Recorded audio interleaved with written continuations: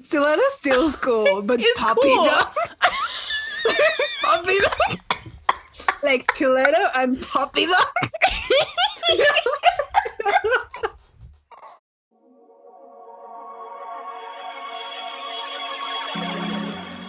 Hola y bienvenidos al Winx Forever Podcast con la creadora, anfitriona y fan de toda la vida, Lola Valentine. Ella te invita a profundizar en el mágico universo de las hadas de Winx Club. Así que, sin importar si eres un fan desde 2004 o si vagamente recuerdas el show de tu niñez o incluso si estás apenas siendo introducido por la primera vez, bienvenido. Este es el Winx Forever Podcast.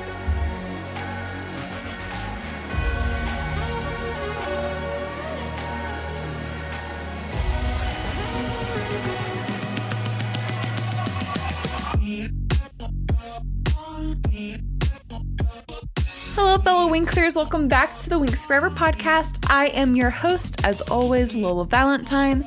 As we continue our rewatch journey through season 1 of the original Winx Club series, we are joined this week by my fairy-sweet friend, SweetHazelnut, who is rejoining us on the show again. Sweet, welcome back to the show. Thanks so much for being back on. Hi, Lola. Thank you very, very much for inviting me. Yes, of course. We had such a great time with you on the show last season when you came on and you shared a little bit about you growing up with Winx Club in Mexico. That was such a sweet time. So, no pun intended.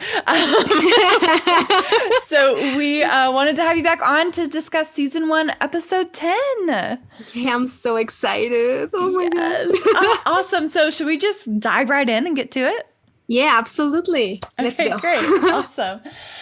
So let's start with the title and the synopsis, as always. So season 1, episode 10, the Cinelume Right English dub is titled Bloom Tested. And then the 4Kids dub is titled Magical Reality Check. And the Italian version, and my Italian friends, please excuse my terrible Italian, it is La Fiamma del Drago. So, the flame of the dragon. Yeah. The dragon flame. Yeah. Yes. Yes, exactly that. And the synopsis reads, Icy is eager to learn more about Bloom's special power, similar to the Dragonfire. During Bloom's midterm exam at Althea, Darcy sets the simulation chamber at the highest level of difficulty to analyze Bloom's power. Bloom is a very, very special fairy. I didn't catch that one. Very, very special fairy. I just realized. Yeah, I don't know where. I mean, I get these synopses from Winx Club Wiki, so I don't know who writes these, but they are comical to say the least. Yeah, very, very special fairy. I love that. Very, very special God. fairy. Oh, cute. Does the Spanish version have a different title? It's the same one as Bloom Tested. It's Bloom a prueba. I just remember the voice, like, Bloom a prueba. Oh, nice. Yeah, and like the title screen where it shows the title. Oh, that's so nice. I love it. But I love La Fiamma del Drago. I think that's a very cool title, too. Oh, yeah. It's really cool because this is the episode, you know, this is kind of a spoiler alert, but this is the episode where you know, the Trix, you know, they determine, like, Bloom is the girl we're after. Like, this is it, you know? So, yeah, super exciting, super fun. Lots to dive into and get started. Oh, my God. So getting into the episode, just kind of scene by scene, opening the episode, we have this really, like, dreamy, like, sequence of Bloom, like, staring off, and she drops a cute little, like, coin into the fountain or the well at, Althea. And it's so sweet and cute, and I really want to know, like, I don't know, like the currency of magics, like, you know, because it has like little fairy wings on it and it's so sweet. Yeah, it's so cool.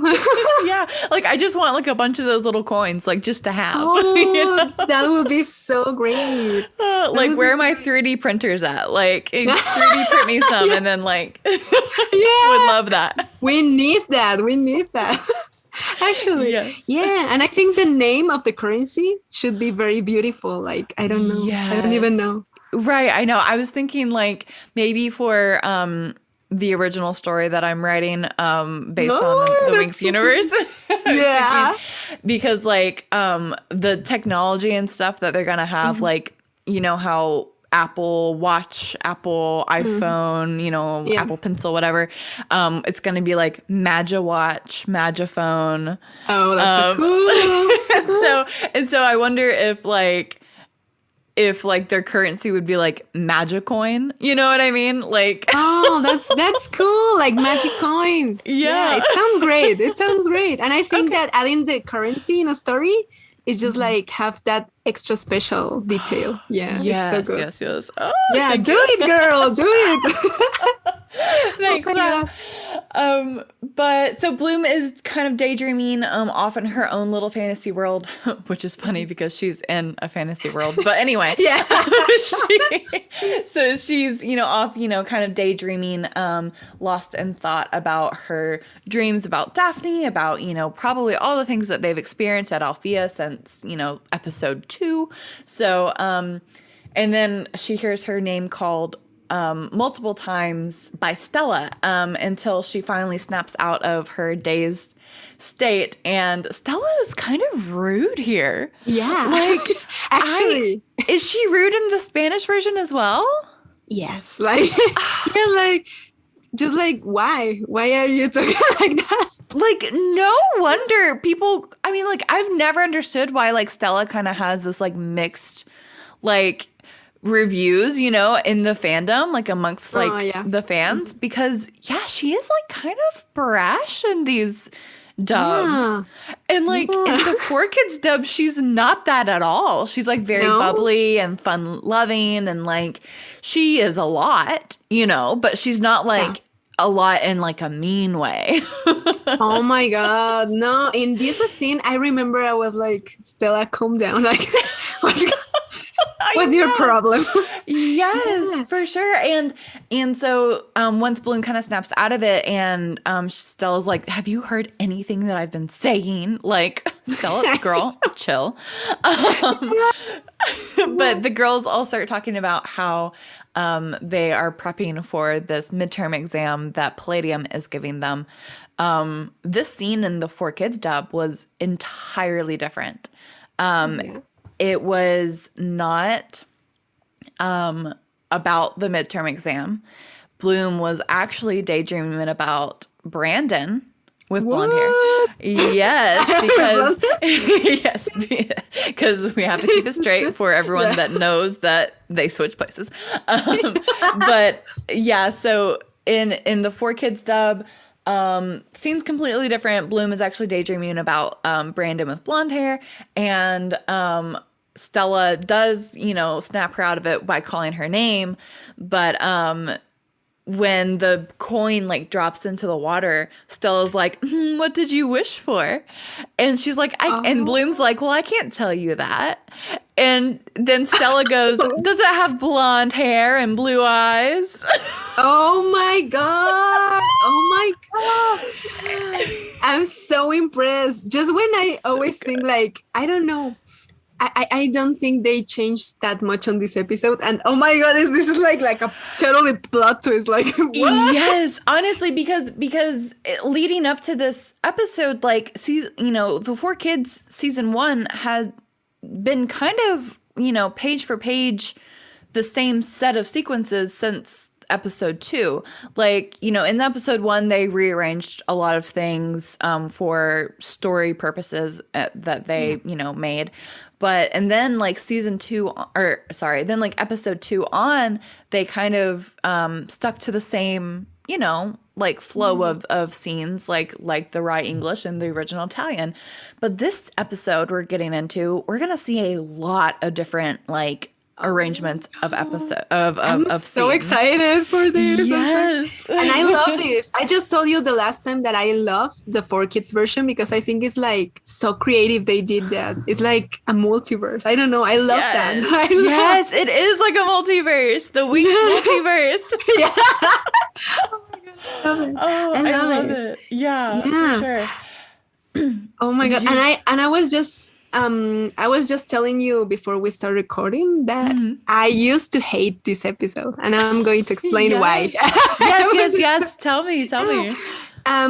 You know that I am a very, very big fan of Musa and Riven. Oh, yes.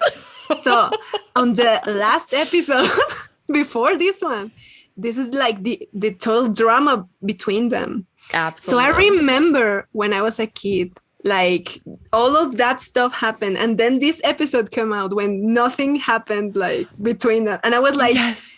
And the drama and the thing. We need more. Yes. I was like, and why is Musa so chill? And I was like, I'm going to skip this until something happened. So you just skipped through looking for all the Riven and Musa parts, and like you're like, where are they? I was very angry. But actually, the last time I watched this, like now grown up, I was like, oh, this is a very beautiful episode. I really loved it, and I actually cried. But we're going to get to that part. Yes. Yeah, it's a really emotional episode, and I love watching it back now as an adult because, you know, we've been through, you know, school and college now, and we know what it's like to have midterms, but also have your social life happening and everything else happening around you. And like, I mean, you know, throw in, you know, having the most powerful, you know, power in the world inside of you that some witches are after, and you're like, this sounds terrible to go through. Totally. We now understand. I would hate to be Bloom in this situation. Oh my God. But it's funny, in the 4Kids dub, in this scene, Musa is actually the one that's like, you know, by the look on Bloom's face, I'm guessing that, you know, she's thinking about Brandon or something. And Bloom's like, well, Brandon wants to go on a walk. What do you think that means? And Musa goes, well, I don't know what that means to you on Earth, but in my realm, if your crush asks you out, we usually call that a date. And it's just so like, it's so witty and so like good dialogue in this scene. Because then Stella chimes in. She's like, well, she can't go. He asked her less than like 72 hours in advance. Like he asked her way too late. Like she can't go. And Flora chimes in and she's like, he's just being spontaneous, Stella. And then Tekna, my girl Tekna, and she's in 4Kids version. We love 4Kids Tekna because she's like, no, I actually agree with Stella on this. Spontaneity is overrated. Advanced planning is a sign of respect. Oh, and then, she's right. Right? She's just like, I mean, coming out here with these truth bombs, like, absolutely. Oh my God. Yeah. And then Stella's like, and pretending to have a busy social calendar is a sign of self-respect. And then she's like, besides, what kind of cheap date is going on a walk? And Bloom's like, guys, I don't care about any of that. I just want to hang out with them. And then it's so cute. And it's like lighthearted and fun. Like they're, you know, talking about boys and, you know, teasing their friend. And it's just like really cute and wholesome. And it's not at all. Yeah. It's not at all Stella biting Bloom's head off for not paying attention to her, you know, like. Yeah. Because she seems like so, I don't know, like so selfish. Right. Yeah, and I don't get that vibe at all from the 4Kids Stella, which is why she's my favorite. Like, she's my favorite character in the whole series. So. Yeah, I think in the 4Kids version, it reflects more like the friendship, like the, I don't know, like the union, the common dialogue between your friends. I don't know. Yes, that's so great. Absolutely. It's so sweet. Oh, wow. Then in the Rye English version and every other version known in this franchise besides the 4Kids dub, it switches to Cloud Tower, and the Trix are kind of discussing, you know, the events that had happened in Magix with Bloom's power. And Icy is like, you know, it's got to be that power. Like the levels were the same as the Dragonfire and all these things. And so they conjure up their vacuums to kind of test like what they saw in magics to like confirm like, is this the girl we need to go after? And then Nut, of course, is being Nut, the ogre, and talking to a bunch of brooms that are in their room, which is so funny. So funny. Because, of course, he's not wearing his glasses because, like, why would he?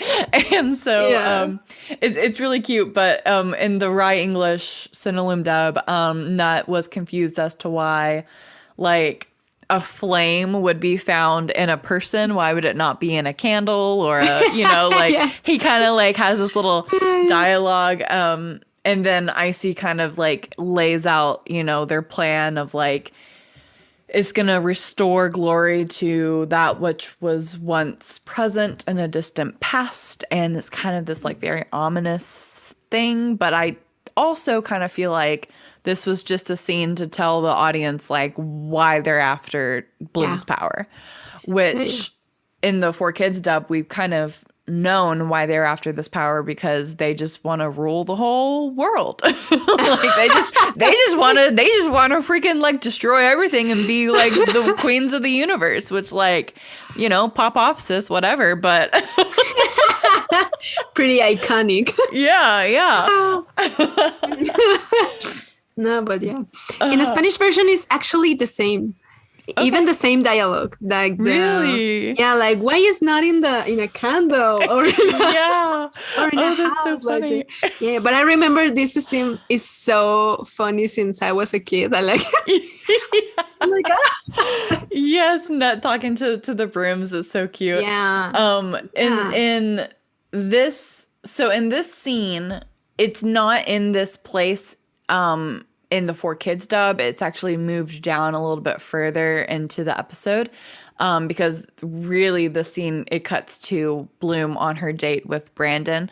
But we'll get to that in a minute. But in this scene in the 4Kids dub, so instead of the Trix testing Bloom's power levels, they were actually testing to see if their like voodoo dolls of themselves were going to work with the enchantments with the vacuums that they were, you know, testing to carry out their plan to capture the dragonfire. So it was like there was a purpose of why they were, you know, I mean, the same purpose of like kind of the same purpose of that they had it in the Cinnalum dub, but you know, they were kind of like testing, you know, what they were about to accomplish. The tools. Yeah, exactly. But in the 4Kids dub, they also mentioned that Nut had gone out to go gather coriander, which was just like a spice, to put into their like potion, or maybe they needed it for their enchantment or something.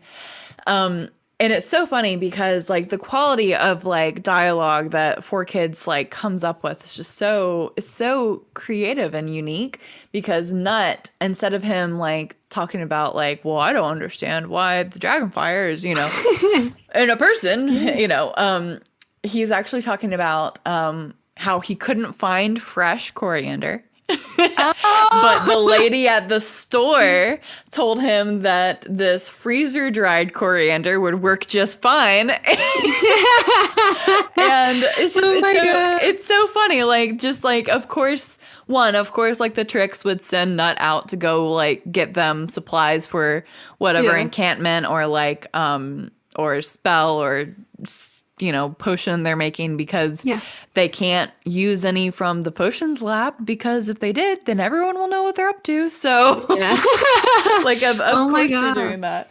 That was so on point. I love them. I keep repeating this, but I'm going to repeat it again. Like they were so creative. If I was the director of this, like they told me you have to make another story, I would never came up with this. Definitely, because I mean, it's so easy to do, you know, what the Rye English dub did and just take the Italian version and dub over it, you know, and just word for word. And even with, you know, some of the other languages that dubbed it, even they had to take liberties to, you know, to make it adapt to, you know, your culture and make it make sense, you know, because it's not going to make sense if you're dubbing a show that's originally for an Italian audience to, you know, Mexico or to France or to America, you know? So it's just like, but the lengths that 4Kids went to do this is just absolutely astonishing to me. Like, it's amazing. like you said, I wouldn't be able to do this. Yeah, it's so amazing. It's like giving your, I don't know, your more than your 100 into a creative work. It's so, oh my God, respect for them. Honestly. Yeah. That's so great. I was going to add also that that scene when they are like proving their powers and stuff. I love it because the aesthetic of them. So good. So good. It's so good. And like, like whenever they conjure the vacuums, like it's iconic. Like it's so, and totally. I don't think that I've mentioned this because I don't think there's been a ton of scenes yet in this season where the Winx are like in low lighting or like it's like dark outside or it's dark in the dorms or something. But I love, and there's something about it, I don't know, but the coloring and the way that it looks when it's nighttime in season 1, like it just looks so good. Like what so did they magical. do? Yes. It looks like if they had like this enormous moon like covering them. Oh, it's so cool. Or like like in and we'll get to this episode eventually in the rewatch, but in Honor Above All, the episode with the envelope and WizKids. When they're like sneaking around in the kitchen and stuff, I don't know why, but like the coloring in that sequence is just so good. And like so like all the coloring in like the witch's dorm, like because it's all dark in there and stuff, it's just so beautiful. I love and the little stuff that they had in their room. Such good detail. Such good detail. I love it. That's so cool. Absolutely. I also realized something this episode, and I don't know why I hadn't noticed this until now, but the 4Kids dub calls Bloom's power something slightly different, like kind of different. So in the 4Kids dub, they call it the Dragonfire power. But in the English dub, and I guess any other dub, they call it the Dragon's Flame. Yeah. But I do think that at some point they do call it the Dragon's Flame, or like they like use them interchangeably, I guess. But so it's just odd to me that I just now realized like, oh yeah, it was called the Dragonfire power in 4Kids, but I also know it as Dragon's Flame because that's what it's referenced to as everywhere else. Yeah, they use both. They go for both. Yes. That's so great. So great.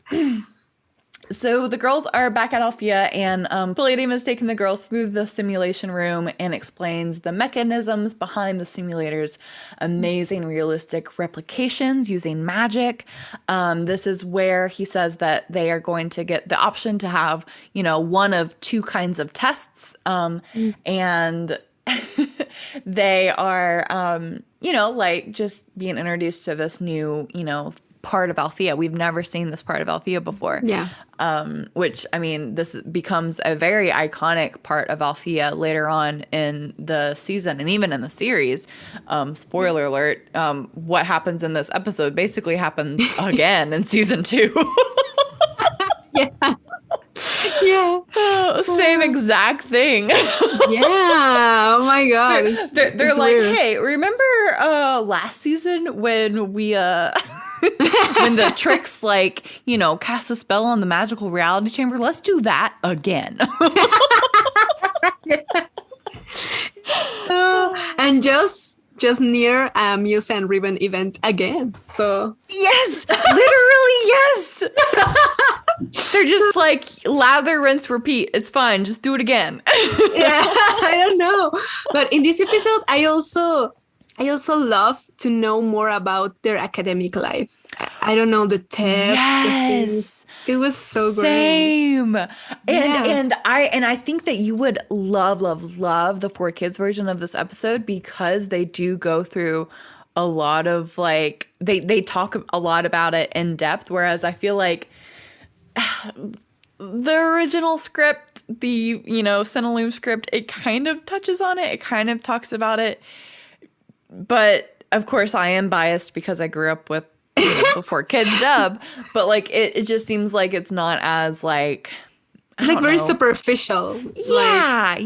Like surface level, like doesn't really like touch the severity of this midterm, for them, because in the 4Kids dub it was a very, very heavily weighted grade for them.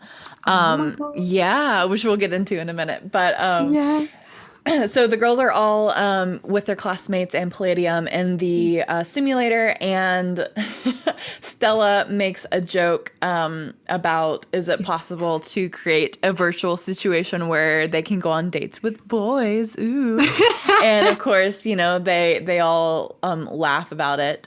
But then Palladium is like, or we can use it to facilitate your tests. And they're like, okay, yeah, whatever. Oh my God. That moment when Stella got roasted, it was literally boom roasted on Stella, like for sure.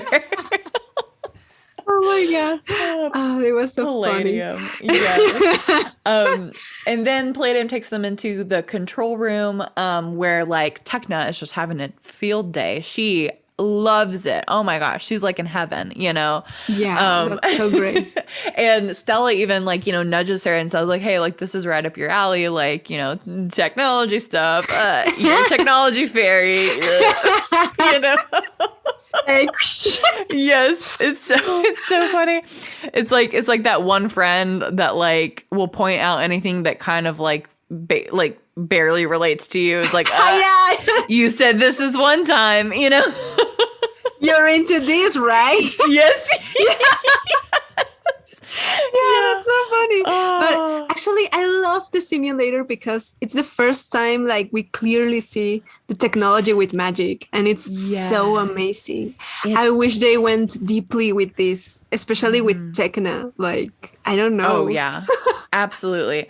And like it's so, like you said, like it's so cool to see such technology in a fantasy setting. Like we don't get this in very much, if at all, any other types of, pop culture, anything. Yeah, actually. Like I can't really, think of anything. Like even in Harry Potter, like, they talk about technology as if it's, something that Muggles had made up to replace the fact that they don't have magic. And it's like so crazy,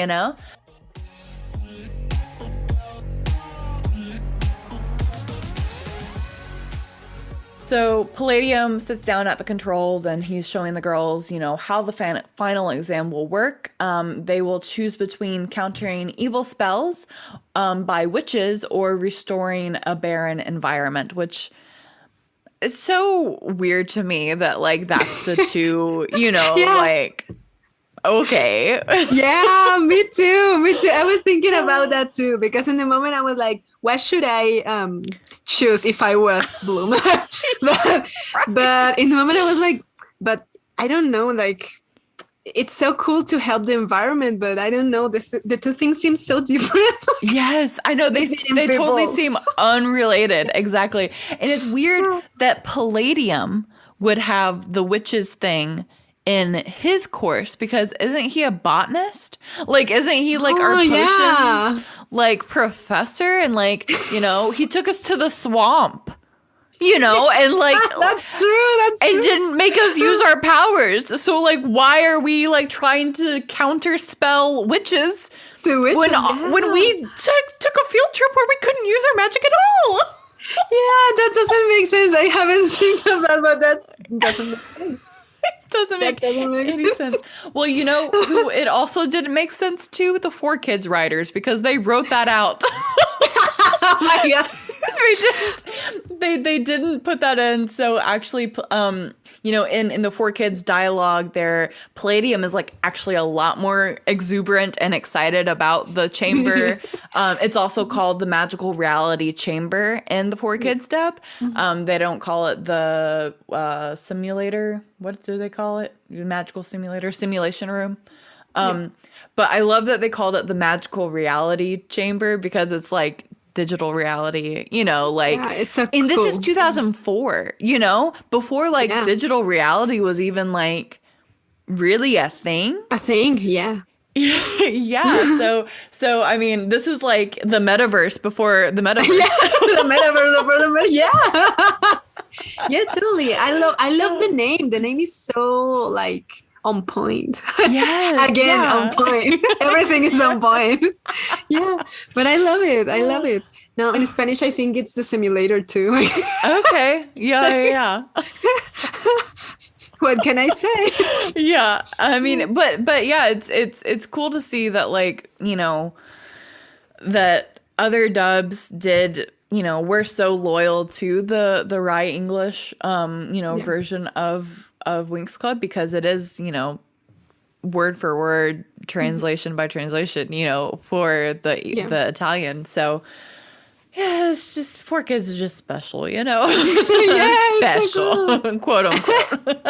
No, it's so cool. It's so cool. I think every version has something special. I think, for example, in the Spanish version, I think I don't know. I love the deep in the voices. I think that the actors, they went like, hold. I don't know. They were like so passionate about it. So Yes. Like, I don't know. I feel the emotion. Yeah, and I feel like that with every different, dub and every different dub's voice actresses and actors, like it does bring a whole different life to it. And you've shown me, scenes of the Spanish dub. I've also seen, I've seen since starting this podcast so many scenes of other dubs that I, had never seen before. And it's really cool to see the different takes on the different characters that add just a little something special to each one. It's so cool and magical. I love it. Yeah, I love it too. Oh my God. You're listening to the Winx Forever podcast.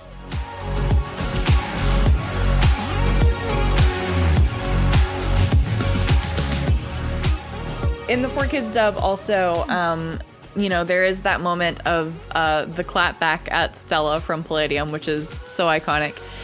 But instead of Stella making the comment of, a simulation where they can date boys, Stella's comment is actually, it's funnier than that, actually.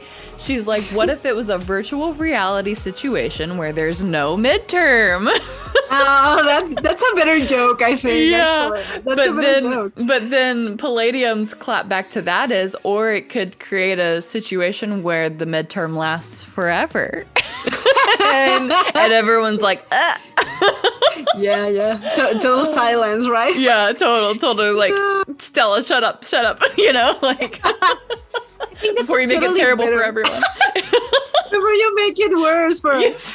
No, I think that's actually a better joke because I used to think that this doesn't make any sense because Stella was like this flirty girl that I don't know, like, why would everybody would tell that to her? Like, that's the only way you can date a boy. I know. It's like, hello? It's not. Yeah, and she's a Stella, my God. Like, she's a Stella. She's the queen. Hello. I don't know. Yeah. and like in the Date with Disaster episode when Musa's like, a boy that knows you and still wants to go out with you, is like, Musa, that was so rude. Yeah. Sometimes they are so rude to each other. I know. And people wonder why, fate took the direction they did with the characters. Yeah. Actually, that part was very accurate. Yeah, exactly. It's like they were a lot ruder in the first season than you think or remember. Yeah, actually they do. Oh, so funny. But I'm also really thankful for the version of Tecna that I grew up with. I don't know, in the Spanish version, was Tecna as like boring in the Spanish version as she was in the Rye English dub? I would love to say no, but I'm going to say, yeah. I'm so sorry. I'm so sorry if anyone is listening to this and had listened to the Spanish version and doesn't agree with me. I'm sorry. Yeah. But I know, I think like she seems like, I don't know, like she's just like there, like giving some comments, and I don't know, like I don't know. I'm sorry. No, yeah. Reality. I mean, it is what it is. You know, that take on Tecna is very, it is transformative because she does, you know, kind of grow into her emotions and stuff, which is really nice.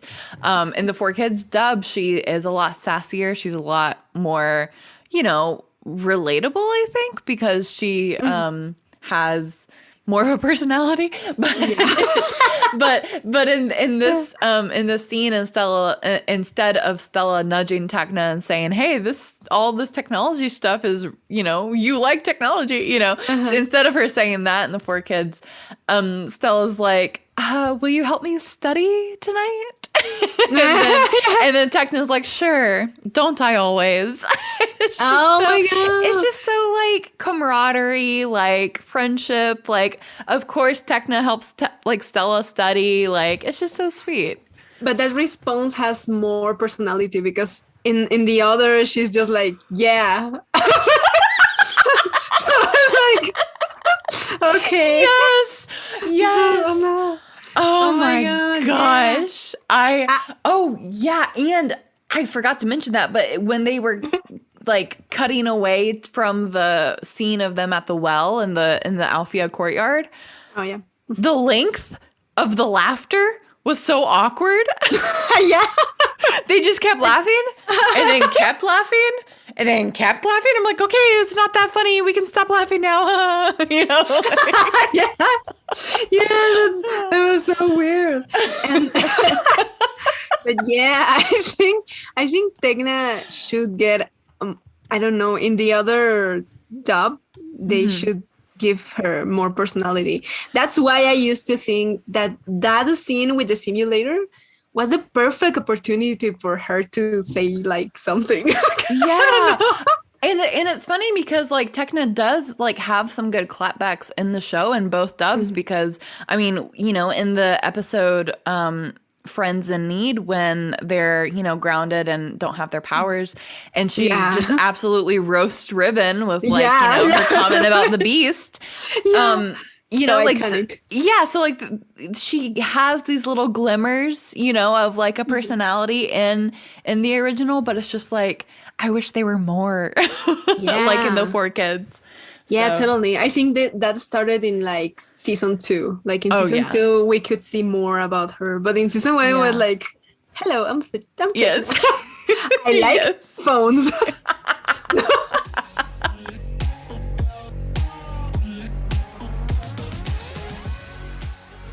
So that night, Bloom is at Red Fountain spending time with Brandon with blonde hair. And they tell each other about their day. Brandon is excited because he rode a dragon for the first time and had been thrown off a couple of times, but he eventually got the hang of it. And then Bloom told him about, you know, the test that's coming up. And, you know, Brandon's like, while they're walking, he's playing fetch with his dog Lady. And Bloom explains, you know, more in detail about what the test is about and how she's chosen to take the easier, in my opinion, side of the test to restore a barren environment. Which, like, can we talk for a second about how Brandon with blonde hair can only talk about himself? Yeah. Actually, yeah. The conversation always returns to him. It does. And I'm like, dude, let the girl talk. Like, hear about her emotions and then respond to her comments. Like, don't just be like, yeah, so me. I actually have an anecdote. Yeah. No. It's like, no, dude, stop. Just stop. Sometimes we just need you to say that sucks. Yeah, that because it was so random. Like, yeah, we actually ride our dragons. Yes, I know. And then he was like, yeah, I hate midterms, but I usually do pretty well on them. It's like, cool. Back to me that we were talking about. It's so weird. It's so funny. The dog lady, it's so cute. Why did they just like erase her of the planet? Literally, where does she go? Her along with like the scepter of Celeria, like they just both like disappear. Nowhere to be found in the rest of the series. Yeah, and she was so beautiful. She was like so cute. Yes. Yeah. Like with the eyes and the oh my god, it's so cute. Yes, I know. And her little brown nose. I love her. Yeah, why did they just erase her? And like the only dog until we get like pixie pets in season 4, but like those are not real dogs. Those are little cursed dogs. Yeah, exactly. But I don't know. That was so sad because I was like, oh my god, the dog is so beautiful. And then and is this the last episode that we see Lady? I think so. I think so too. Oh, no. No, because he brought her to Althea to clean the school with the girls, but then the last half of that episode, she's nowhere to be found. I don't know. And they went with this like she was so into Brandon. Yes. And like they were so united, like.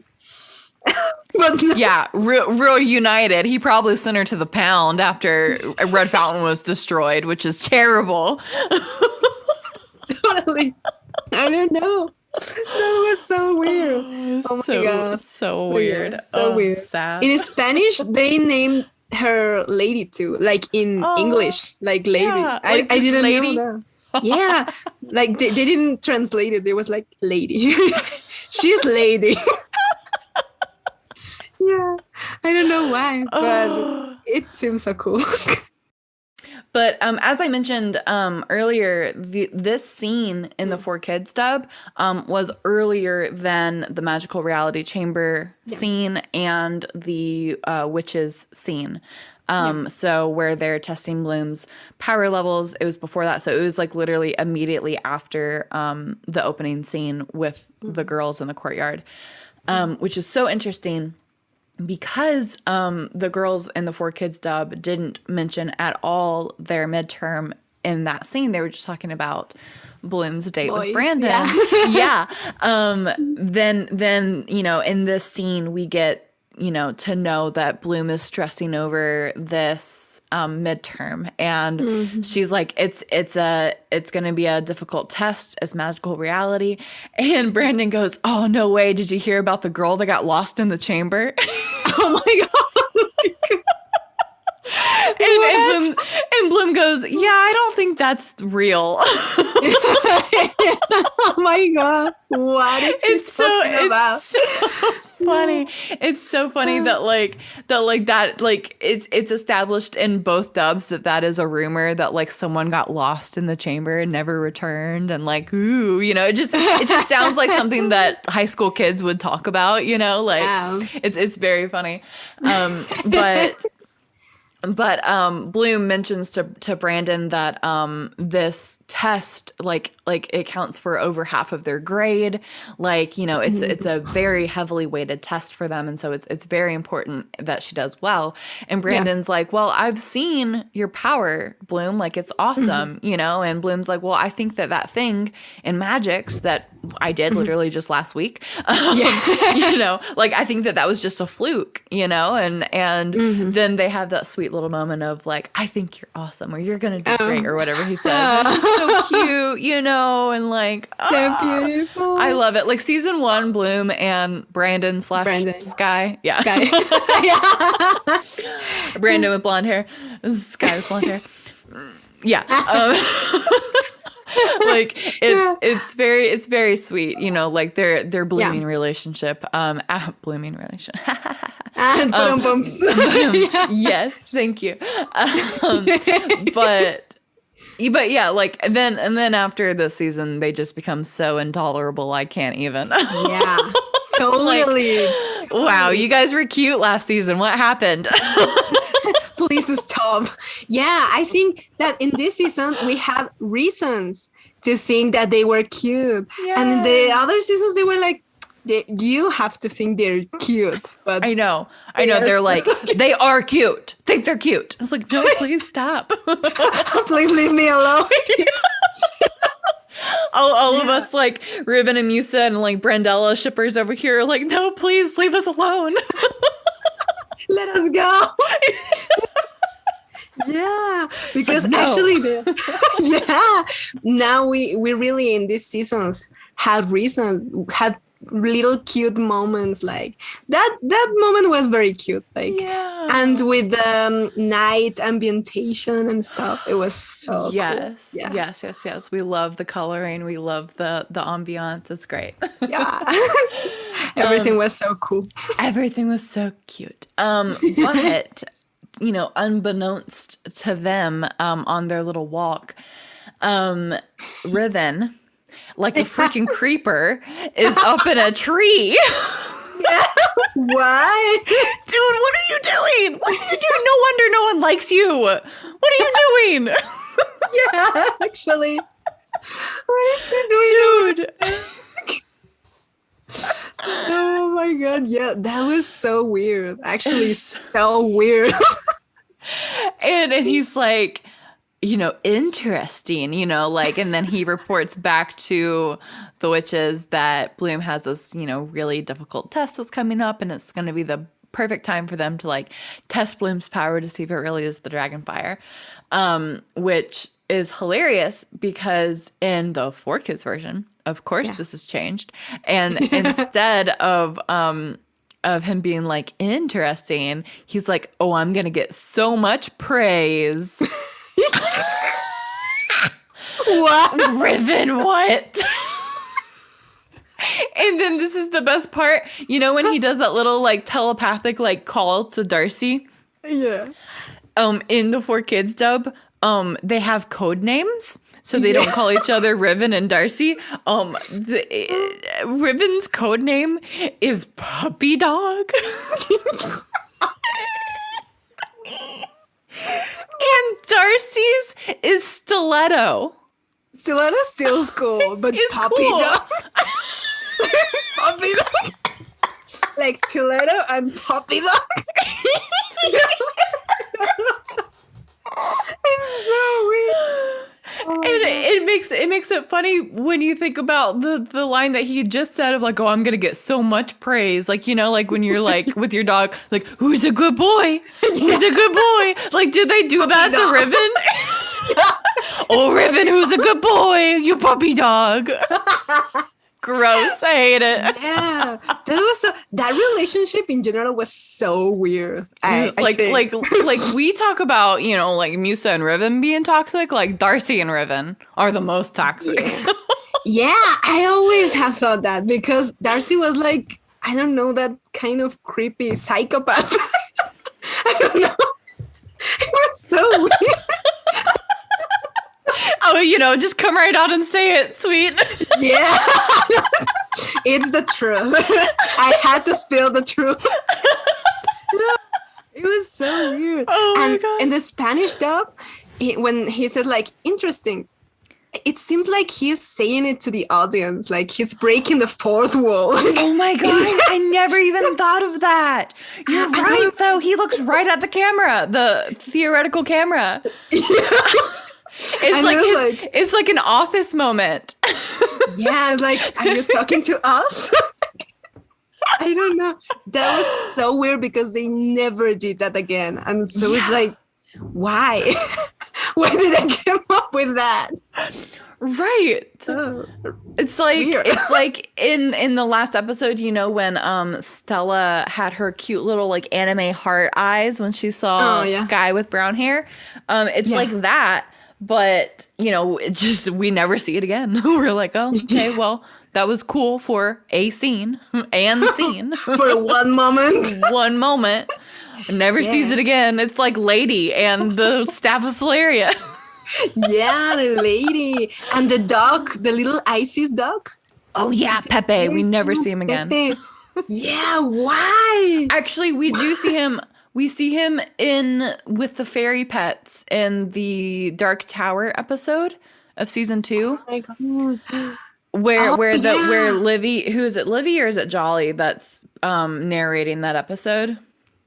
Oh. And she's like got a little puppet show going on. You know, she's got that little theater. Oh yeah. He's like sitting in the audience. My God. But like, I know, like I had never known that until I started this podcast and someone pointed it out to me and I was like, first of all, that episode in the 4Kids dub is edited to where Jolly is not narrating the show. So we didn't even get that scene. Yeah. So. Oh my God. Yeah. The monolith episode, right? Yes. Yeah. The monolith. Yeah. Yeah. That was, oh my God, Pepe, what happened with you? Who adopted him? Yes, Pepe, where are you? I hope you're okay. I hope too, because he was so cute. He was so cute. He loved Icy so much. Oh, that actually breaks my heart every time when he was like, Mommy, and she was like, she's like, Ice Cube now. Yeah, Mommy. It's like, you're now an Ice Cube. Sorry. Oh, except she never said sorry. Oh my God. So the next day, Bloom is, going over her preparations for the. I just read one of my notes and I'm laughing. She's going over her preparations for the test, right? And she's like getting all of her things together and she doesn't know it, but little bunny Kiko, hops into her bag and is going to class with her, which like you're not supposed to bring living things with you into this test for obvious reasons. Like it's probably really dangerous. But there's no dialogue. None in this scene in the right English. Is there any dialogue in the Spanish version for this scene? I think not. I think because they keep very straight to they don't change anything. Yeah, they didn't even change lady's name. That's true. Oh man. Well, yeah, it's funny because in the 4Kids dub, again, they add dialogue here to kind of bridge that awkward silence of the scene. Bloom instead is she's like refreshing her memory on spells that she'll be able to use in the test. Oh, yeah. And she's like, of course, really nervous about this test already. And so she's looking up spells. They're almost like good luck spells. This one that she keeps reciting is say this once, say this twice, cast the spell and all will be well. And it's very cute and very, so cute. It rhymes. Yeah. My God. and it will come to play later on in the episode, spoiler alert, in the 4Kids dub, but we'll get to that in a moment. But the same thing happens in the 4Kids dub too. Of course, Kiko hops into her bag and she, she heads off to class. So obviously they're in class. Palladium is giving them the lowdown of the test. We're going to start out with this, any volunteers. Meanwhile, Farragonda is observing the class through her like mirror, which like, is fine. She's the headmistress. She can do that. But like her dialogue here. Yes, I guess you're allowed to, Farragonda, whatever.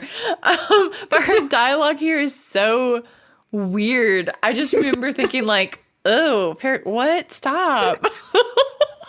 Farragonda, stop, please. You could not do that, please. Yeah. It's so weird that she like, because we need to think that this is like done every year, and it's like she's like, I'm going to watch the student. I love to see the students. yes. What? She said what? Yeah, exactly. I'm like, so when no one volunteers to go first, obviously,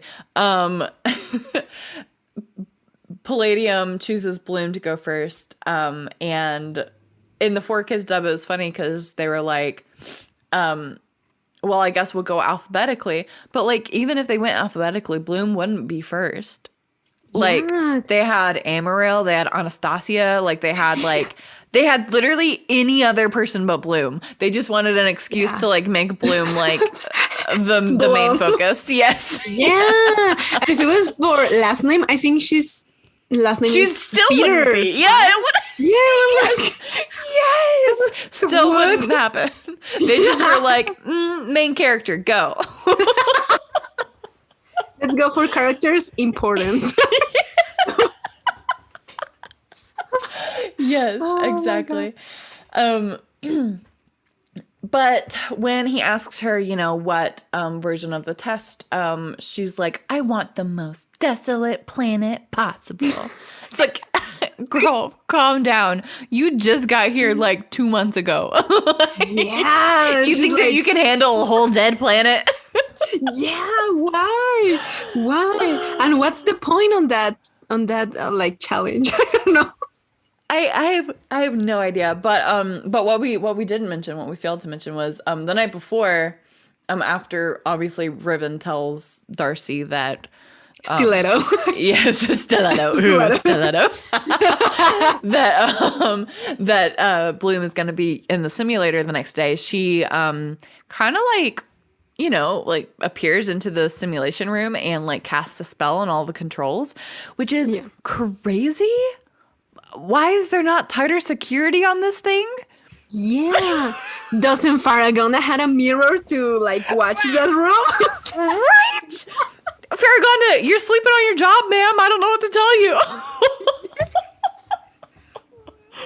Oh, yeah. You should have like magic sensors, like something magical is going on here. You mean what Griffin has in Cloud Tower? Exactly. That alerted her to the Winx's presence. Exactly. I know. Like, what is happening here, guys? I need you to explain. Yeah. Exactly. Do you know what is happening? What is it? And actually, I had thought of another thing. If Bloom was tested to like, I don't know, to treat this very dry and death environment, why doesn't like grown-up fairies have like work on Domino, like to revive it? Why? You just blew my mind. I hope you know that. You're so right. Yeah, like what? Maybe it's because of the type of dark magic that was used on it, because it was like the ultimate dark magic force in the universe. Yeah. And this is just a virtual simulation. So that, but that to your point, that still blows my mind. I'm like, yeah. But also I have this is my other beef with this. Palladium, you know, leads her into the simulator. But before that, he's like, all right, well, here's one. It's virtually the worst planet you could go to. It's called Domino. Why was that not a red flag to him? Why did he not know? If this is such a huge part of Magic's history, why did he not know? I think, and this is what I've always said, that the destruction of Domino had to have happened at least 100 years ago, if not 200 years ago, because Farragona is old as heck. And she and Saladin and Griffin are all old as heck. And they were all in the company of light. And they fought in the battle with the ancestral witches with Oratel and Miriam, Bloom's parents. Spoiler alerts if you've never seen this. I'm so sorry, but it's been out for 18 years. We're not responsible on this. We're not responsible. But like, if Palladium, you know, didn't recognize this, which like also is kind of a cop-out, because Palladium is an elf and they live for like hundreds of thousands of years, but that's a different story as well. Maybe he's like a young elf.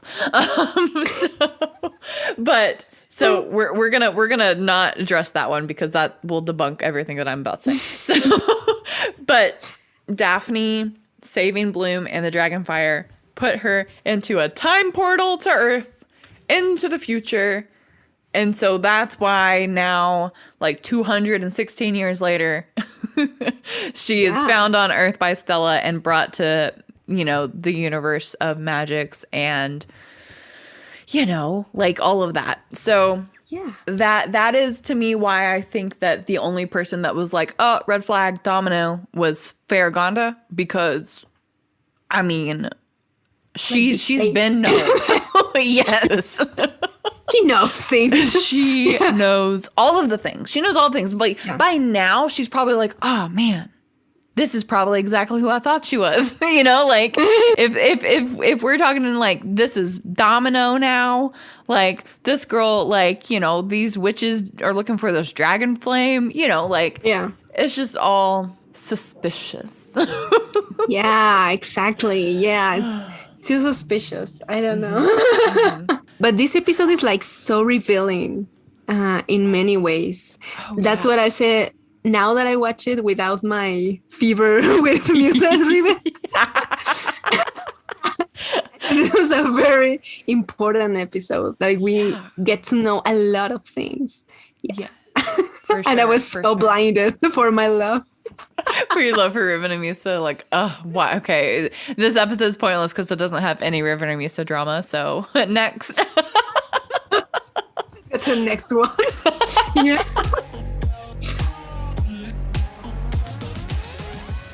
So Bloom begins her test and reaches into her bag for an item that she's prepared, and she discovers that Kiko, her little bunny rabbit, has followed her into the simulator, and it's like, probably dangerous for him to be there, but whatever, he hops out anyway. And she plants a few trees and she's using magic to make them grow when the Trix interrupt her and begin to attack Bloom, and they're forcing her to battle them. In the 4Kids dub, Palladium mentions that if something goes wrong, that there is an emergency off switch for the chamber, which like makes sense. We are sending underage students into this. We don't want them to die.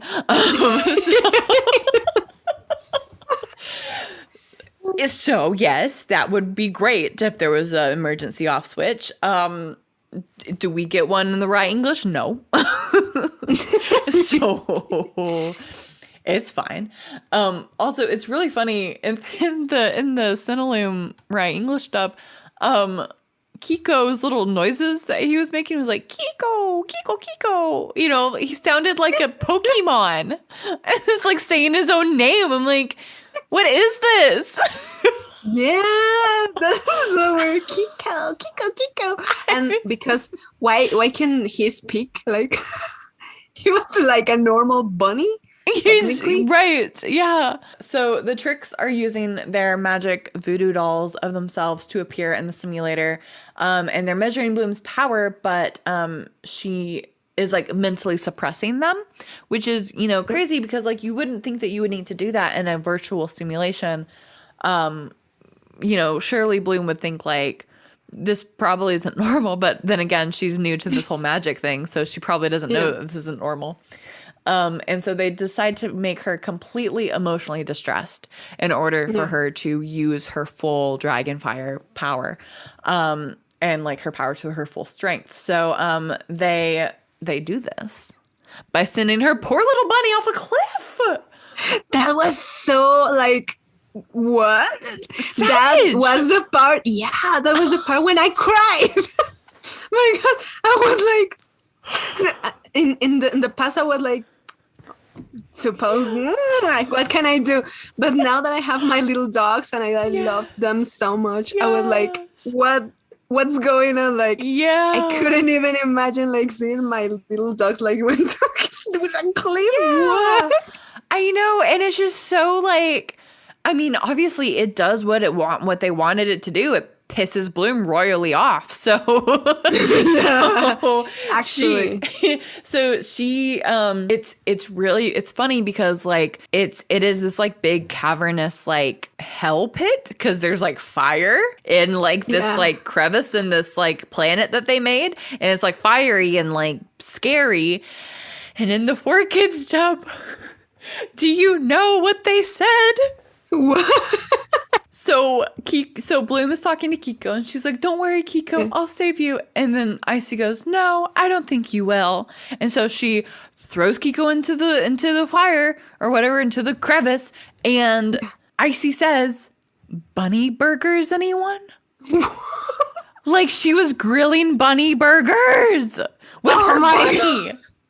With the bunny, oh my God. Ruthless. Absolutely so rude. Heartless. Yes. That was so savage. That episode is so savage. It really is. And then to taunt Bloom even more in the 4Kids dub, Icy's like, "Too bad. Bunny was so cute." And it's like, dang, Icy, that is literally cold-hearted. I cannot believe you in this moment. Like, yeah. That part was so like... because so good. I don't know, in that moment the Trix were so intelligent and so cold-hearted that they were like very mean. Like their plans were actually good. Right. Yes. But I don't know, that was, you know what what makes me lose it every time? The part where Faragonda is watching the exam and she says like, "Palladium give her such a hard exam." She's like, why doesn't she know? This is a part of the exam because you're supposed to pick one or the other. You shouldn't have both in it. Yeah. Hello?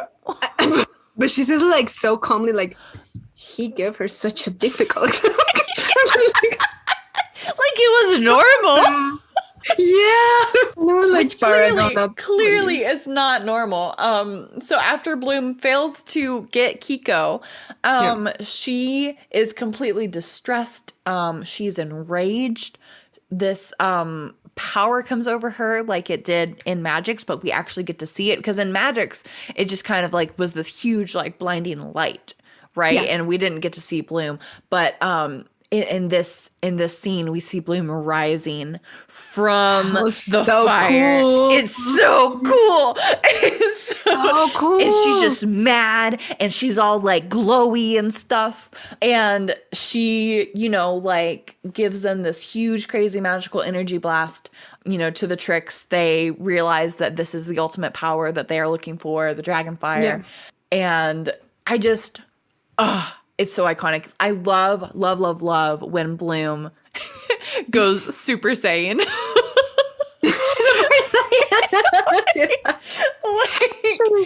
I really love it too. I really love it. I am so sad that they never repeated in next seasons. Like, I know, right? And that was one of the things I was going to say because like I don't remember them doing it. Was this just for season 1 because Bloom was special and we're still learning about her powers? You know what I mean? Like, was she able to control her powers and her temper better in later seasons as she grew in her magical abilities? Like, I don't know, but I miss it. Like, I miss this very iconic, moment. Yes. Homage to Dragon Ball Z with the Super Saiyan. Bloom is just amazing. I love it. And the drawing was so cool. Like the lines were like they were like shining. I don't know how they did that. I know. It's so pretty. It's so gorgeous. And it is like very like well animated, like almost ahead of its time. Like, it pays homage to like, that old school Magic Girl anime aesthetic. Like, it's just so good. Exactly. It's so good. So good. I love it. It's so beautiful. So beautiful. For those of you that don't know, and I don't know why you wouldn't know this, but here it is. We just referenced a super classic popular animated series called Dragon Ball Z. If you don't know it, which like, how do you not know it?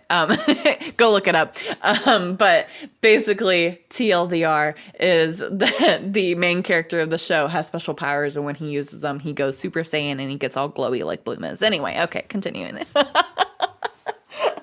Gotta spell it out for the people that don't know, So after she absolutely tells the witches what's what and gets them the heck out of her test, Bloom is like lying on the ground, still upset about Kiko, and then he appears just right in front of her, and she's so happy that he's safe, but she's like, oh, it's just like a little hologram. And then like a bunch of Kikos appear around her, and she's like, I think I broke it. Like, yeah, girl, you definitely broke it. But yeah, totally. but she finds Kiko asleep, and he's safe and sound. But yeah, she did in fact break the magic simulator, and then Palladium tells everyone, oh well, Bloom broke the whole dang thing, and we have to postpone all the tests. And to that, obviously, all of her friends are so excited that they don't have to take this god-awful test that she had to endure just now. Can you imagine being an Alphea student and watching this hell show of a test and being like, I think that I'm sick for the next eternity, and I can't come to class. For the next eternity, yeah. Actually, because it's like, what just happened? What just happened here?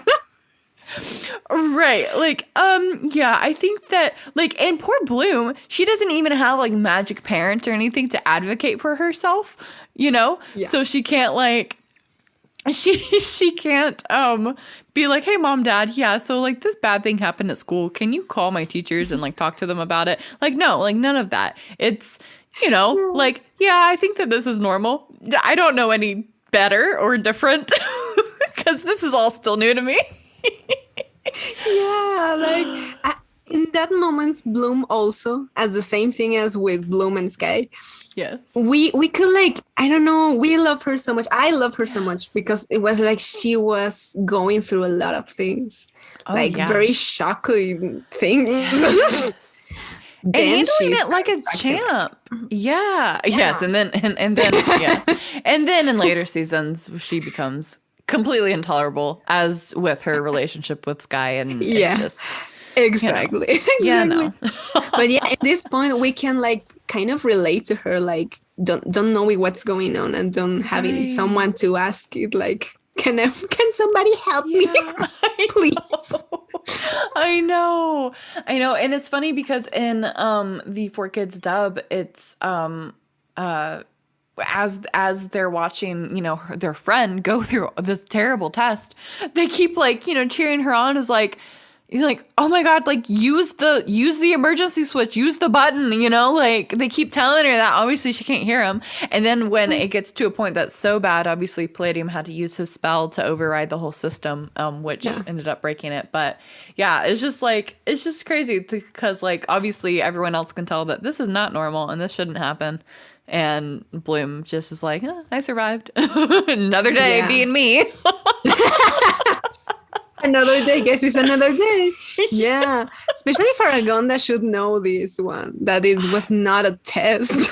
Yeah. That was a miss on her part. Like, girl, you do better, Faragonda. These are children that you are entrusted with their lives.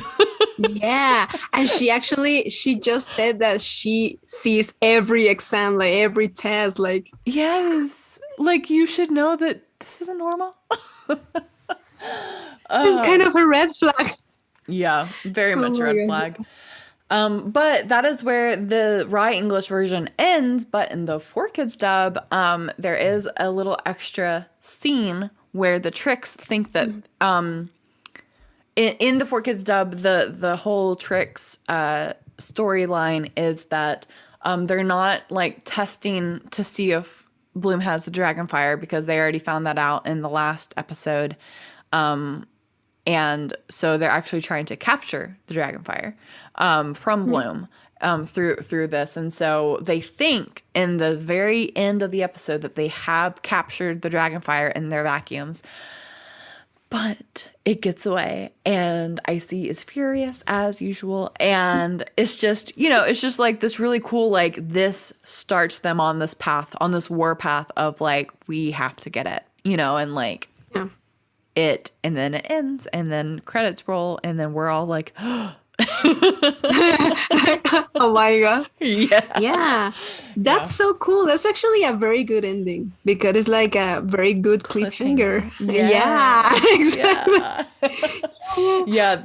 the 4Kids dub does a really good job of the storytelling aspect of the show and like always leave you coming back for more because you kind of had to because it was a show that aired once a week. You had to create that demand of like, I have to know what happens next in the storytelling. Yeah. So to bring your audience coming back every week at the same time to the same channel, same place, you know? So they did a really good job of that, I think. But that's the end of the episode. Yeah.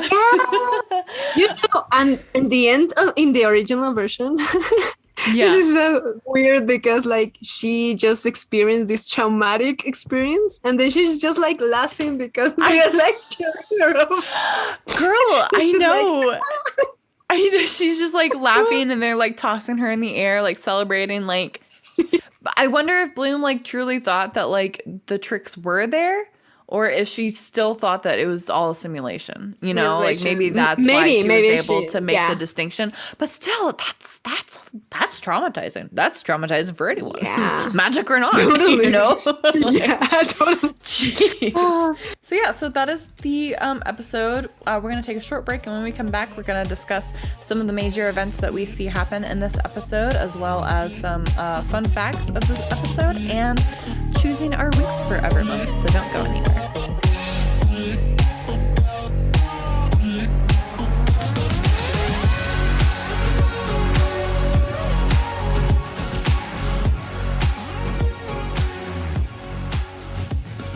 Enjoying the show?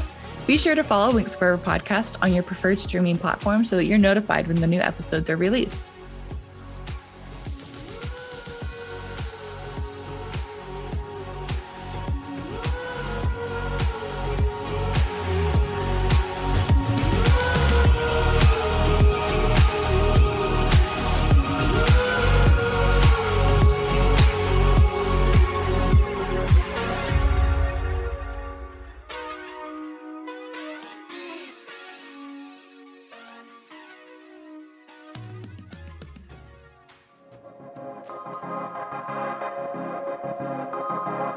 Winx Forever Podcast presents Magic's High, an original story inspired by the universe of the Winx Club Series created by Eugenio Straffi.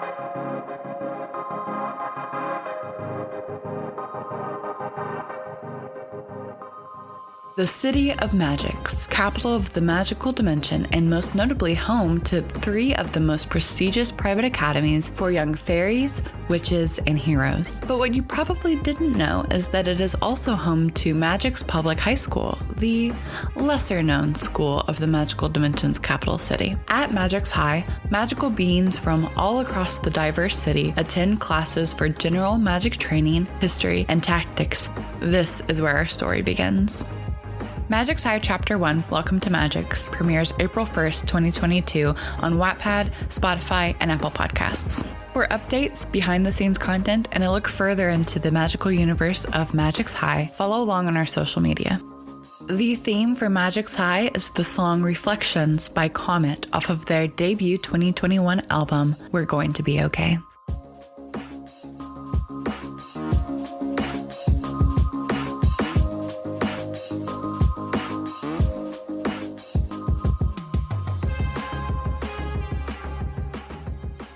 And we're back discussing Season 1, Episode 10 with SweetHazelnut herself. She is coming back on the show to discuss this episode, and we're going to get into the major events and some fun facts and our Winx Forever moment for this episode. So some major events that happen. The Winx have their first midterm in the magical reality chamber, or the simulation room that we get to see for the first time ever. Yeah, that's so cool. So cool. Yeah. And I wish this could repeat in, like, I don't know, like they repeat it like every year or something. I know. That would make a lot of sense. Like it get harder and harder because like they use the chamber later on in the season. But then they also use the chamber in Season 2, but for different reasons. And I wish, like you said, that it would have been cool to have seen like the same, you know, it build off of each other would be awesome. Bloom and Sky, under his alias Brandon, so Brandon with blonde hair, they have their first ever date in this season, which is so cute. And then also Palladium passes Bloom on her midterm because even though she did, absolutely demolish the chamber, she still passed, which shout out to Bloom. Yeah. But I also think, yes, very iconic. I also think that it's very cool that the midterm season kind of continues on as a theme for the next couple of episodes, because the next episode Flora is studying for her midterm. The next episode Stella is avoiding her midterm. So it's just it's really cool to see that sort of thing. It's so cool. Yeah, I love that. We love continuation, Rainbow. We love it. Take a hint. Continuation is great. You feel more involved with Althea. You feel it more real. Like, oh my God, this is right. Yes, crying for this. I know. It's not any other show where the main character passed, so obviously all the other ones probably did too. No, we get to see that. We get to see them struggling with preparing for the same test and trying to skip out on the same test and stuff. It's really cool. Yeah, that's so cool. Wow. It made me so nostalgic. Yes. At the end of every rewatch episode, we are selecting what is our favorite Winx Forever moment. So what is the most Winx-tastic, Winx-tastic moment that just exudes the essence of Winx, So, yeah. what would you say yours would be? Oh my God, I think mine is so predictable. The one where Bloom is rising in the dragon's flame. It has to be her Super Saiyan moment. Yes. Yeah. So good. It's so good. And it makes you feel so empowered. That magic of the show is I don't know, that feeling. Yes. When I think of Winx Club, there are a select few episodes that I think of, and this is the scene from this episode that I think of when I think of Winx.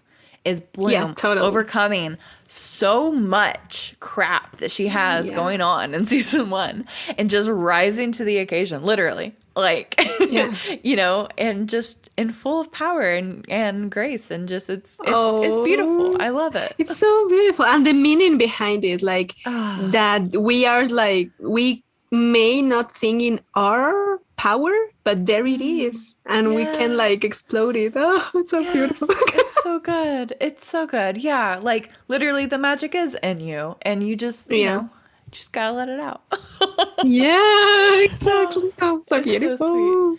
And it's cool too to think too that Bloom is very self-conscious of what she doesn't know about her powers, whereas everyone else can see how powerful she truly is. Even in the 4Kids dub, when Brandon is I've seen your power, and it's awesome, and Bloom just kind of plays it off as yeah, I think that was just a one-time thing. I think that was just a fluke. I think that I just had a bad day, just making excuses, for her.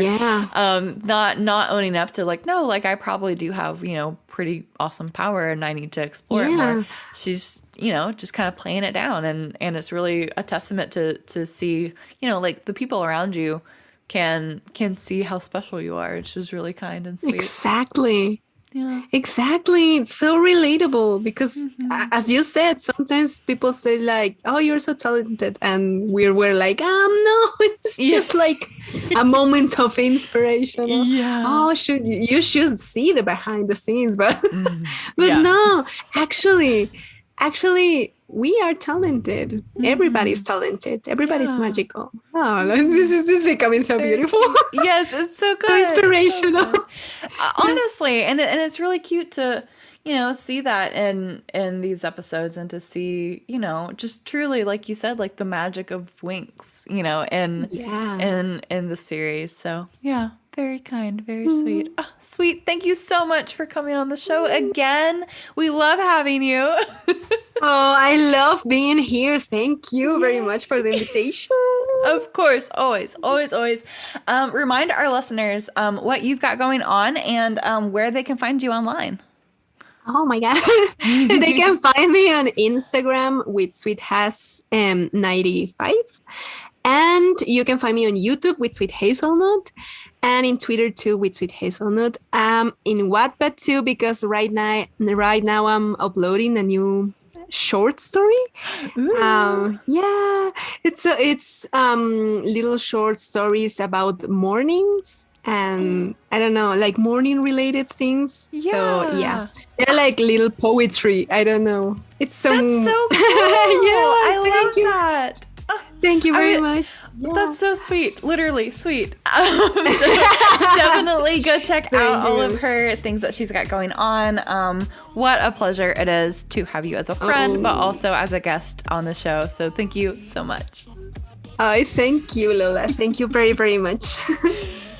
Tune in next week as we discuss season 1, episode 11, as we venture back into Black Mud Swamp. It's going to be a blast. So see you next time.